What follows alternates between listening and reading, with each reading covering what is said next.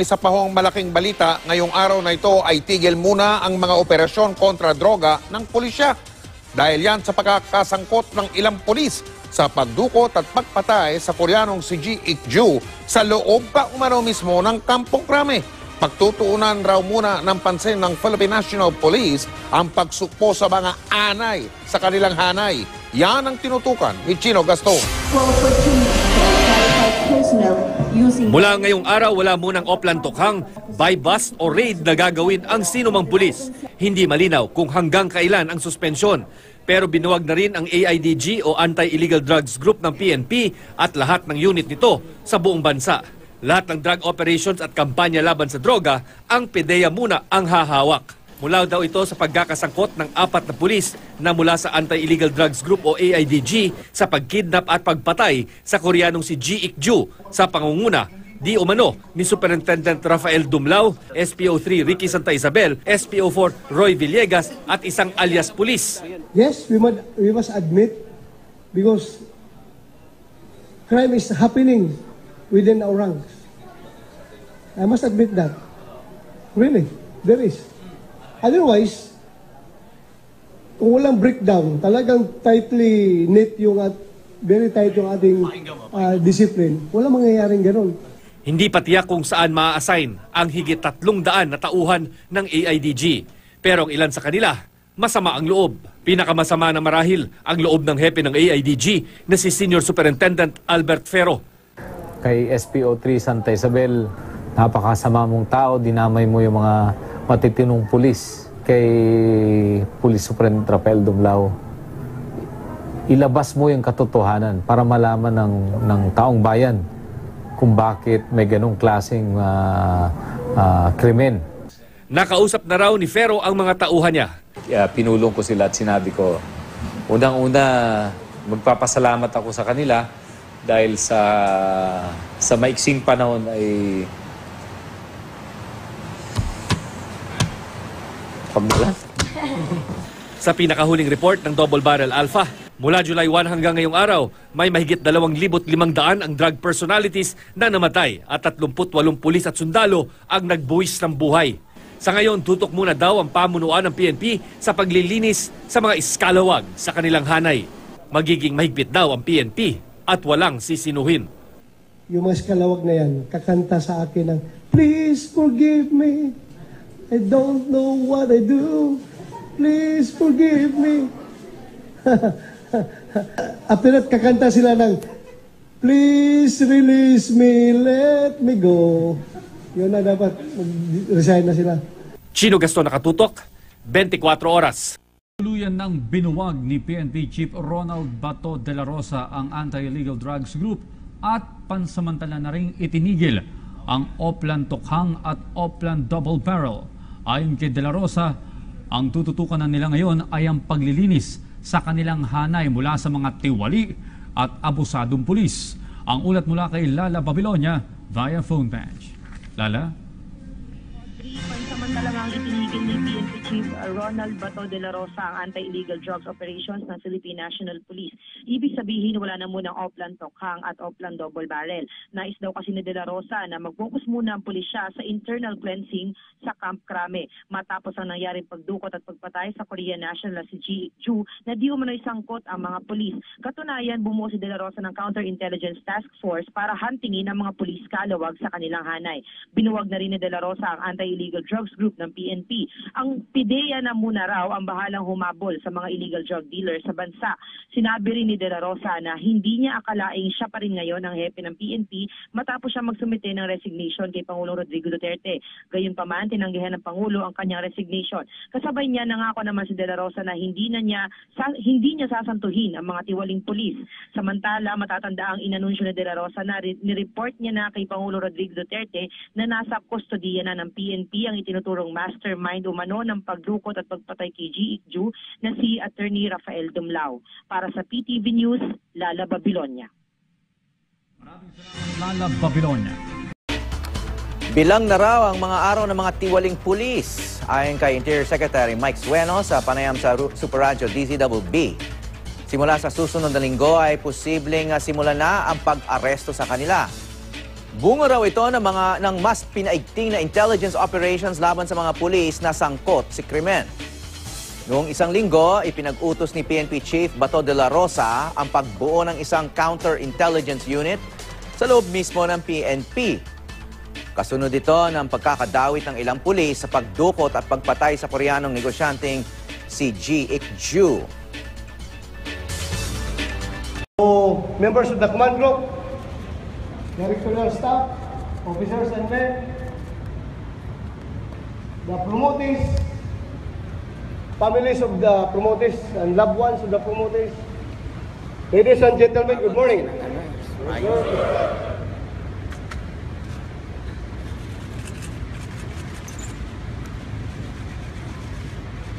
I am very much dismayed to see officers getting promoted na hindi man lang marunong mag-stand at attention. A basic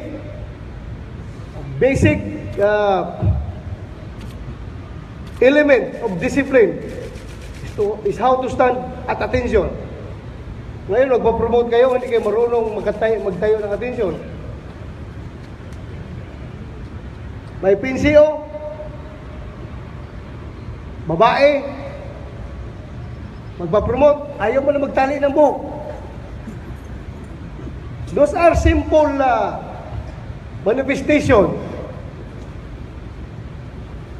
of the breakdown of discipline that we are now experiencing, that we are now suffering from. Pa-promote kayo, tapos ganun kayong kakulang sa disiplina. Sorry for those snappy officers and PNCOs. Madadamay kayo. But because of that, ayaw nating pansinin simple infractions. Kagaya ng babae, nasa formation, ayaw nating sitahin. Diyan baka mapahiya. That's bullshit. Ayaw natin sitahin dahil opisyal, mapopromote. Hindi marunong mag-stand ng atensyon. Baka mapahiya, andito yung pamilya. Kaya tayo, nagkakaganito. Dahil walang disiplina. Kulang sa disiplina.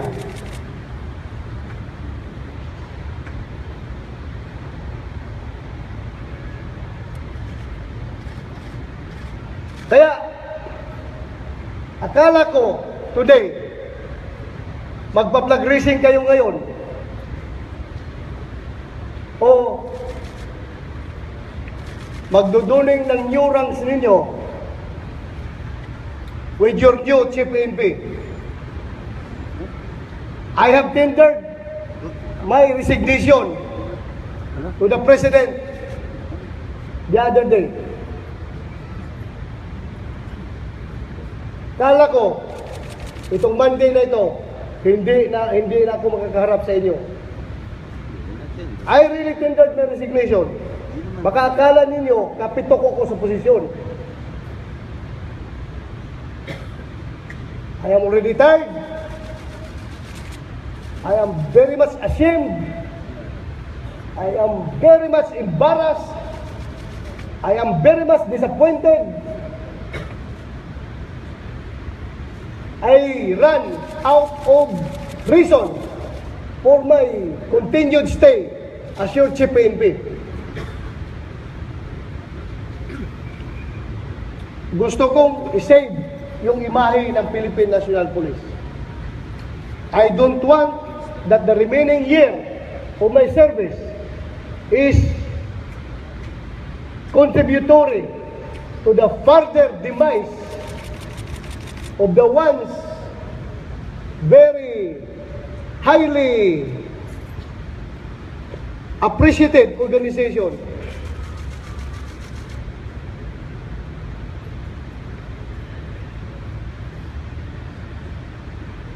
Kakala ninyo, masaya ako sa aking pagiging Chief PNP. No. I want to go home. I want to go back to Davao. I tendered my resignation plus immediate retirement. I want to retire on that day. Ayaw ko nang i-further pa yung kahihiyan na ating ngayong tinatamo dahil sa ating mga kasamahan na wala ng disiplina, puro pagkademunyuhan ang nasa utak. Ilan sa inyo dito ang may utak na Santa Isabel? Alam ko marami pa. Ilan sa inyo dito ang may utak na Dumlao? Alam ko marami pa. Hindi ko nila lahat. Pasensya na yung mga pulis natin na nagtatrabaho ng matino. Alam ko mas marami tayong matino at galit na sa mga pangyayari. But if we not do drastic actions, walang mangyayari sa PNP. That is why the most drastic, sabi nila, the most bitter pill for a chief PNP to swallow is to tender his resignation. And I'm willing to do that. I was willing to do that in order to save the image of the PNP, in order to give free hand to our president to choose the right person to lead this organization to meet the expectations of the Filipino people. Because alam kong I failed. You can just imagine, kidnapin ang Koreano, patayin pa dito sa loob ng kampo, Camp Crame. Kung kayo ang chief PNP, hindi ba kayo mag-resign sa kakahiyan? Yang hiya na ako. But unluckily, very unlucky for me, my resignation was declined by the President. Very unlucky of me. That is why, from now on, you expect me to be ruthless, to be unforgiving to those scalawags in uniform.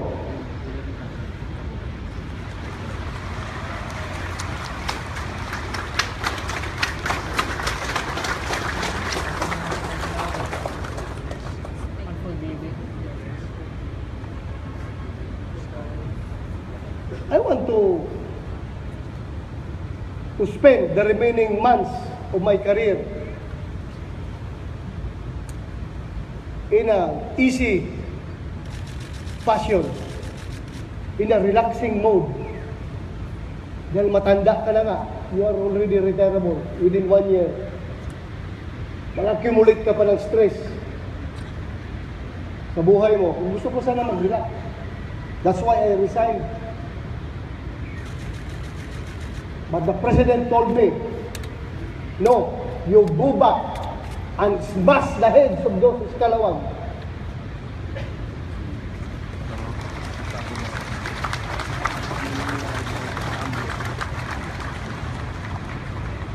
Palakpak kayo ng palakpak, akala nyo masarap itong buhay ko.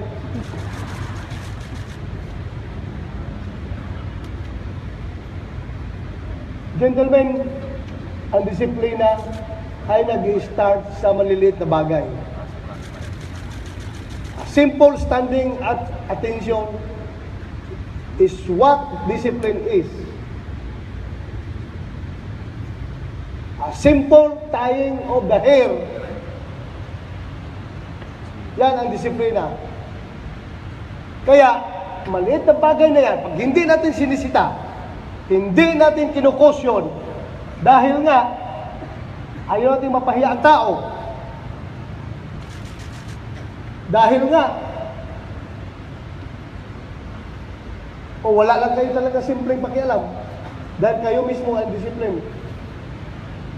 Pag babayaan natin yan, lalaki at lalaki yan, yung mga simple infraction na yan into heinous crimes. Do you think itong mga Santa Isabel na ito, itong mga Dumblao na ito, nag-start ng kanilang kalukuhan sa heinous crime kaagad? No! It started from a very simple beginning, a very simple infraction. Pero pinabayaan ng kanilang mga opisyal, lumaki ang ulo, nasilaw na ng gusto sa pera, kaya lumaki ang problema. Kaya andito tayo ngayon. Very unfortunate po ba? Tayo mga matino, tayo nagsusumikap na pagandahin ang imahe ng PNP ay biglang naglaho dahil sa karantaduhan itong mga pulis na ito. Kaya huwag na natin yang pabayaan. I implore everyone, officers, PNCOs, in UPs, please, if you love this organization, help me reform the PNP. Huwag niyo akong pabayaan.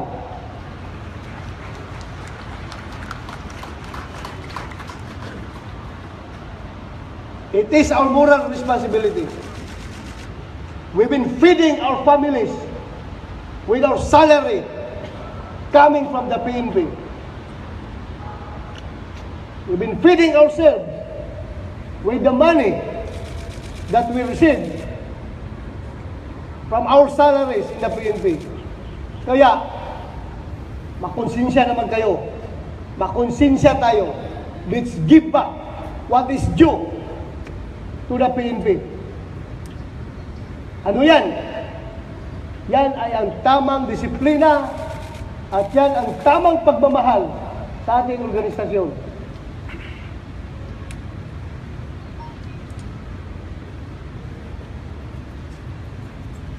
You can just imagine our war on drugs.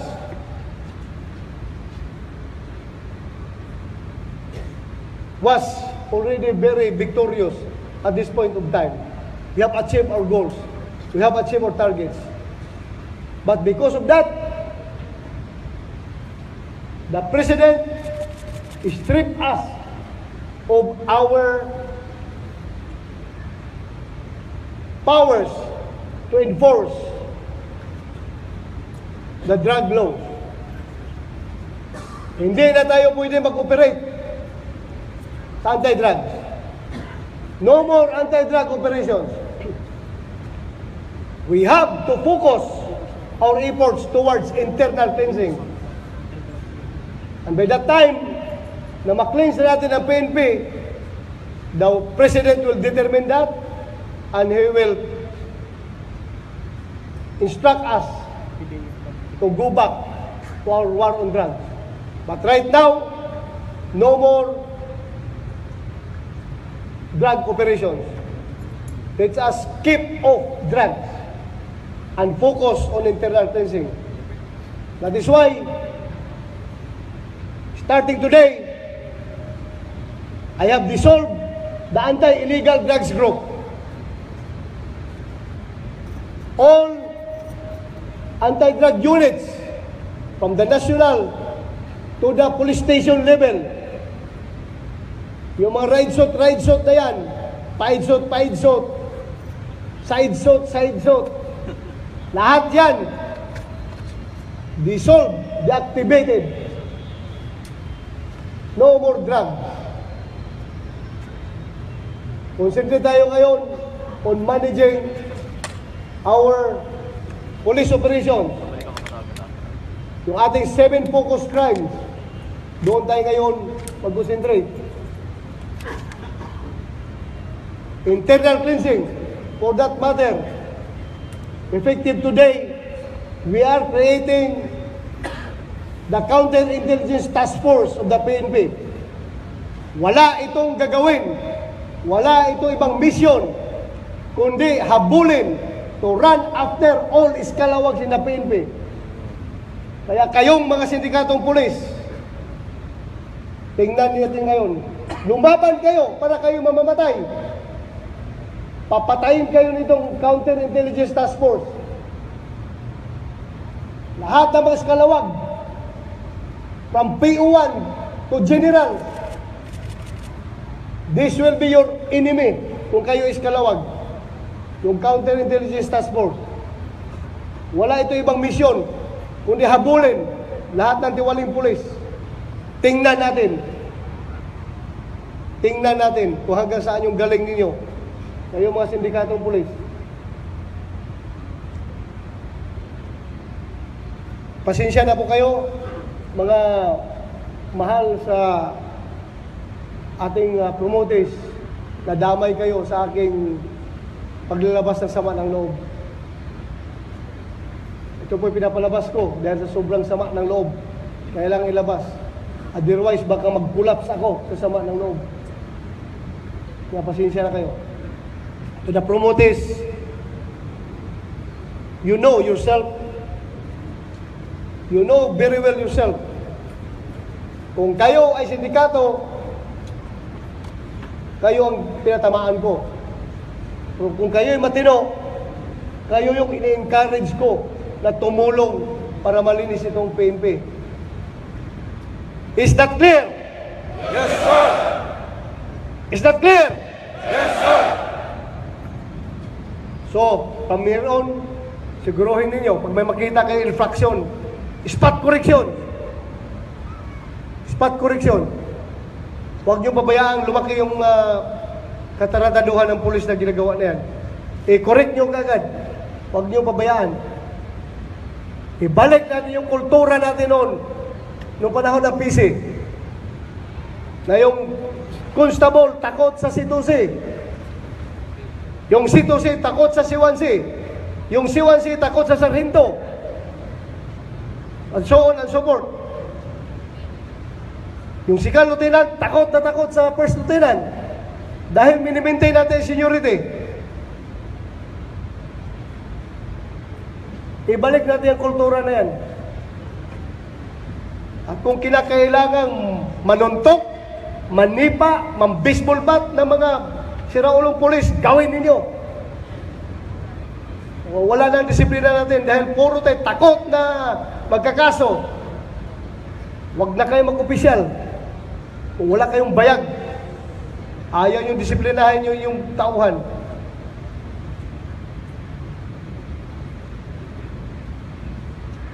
Ha, kayo dyan, mga opisyal na nakaupo, narinig nyo?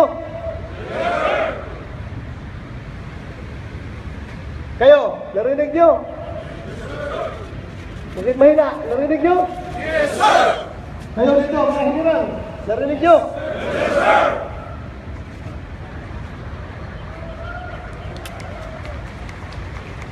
Maraming salamat. Again, congratulations sa mga promotees. Sana po, tumulong kayo sa ikagaganda ng Philippine National Police. Maraming salamat at magandang umaga ulit sa atin lahat. Thank you.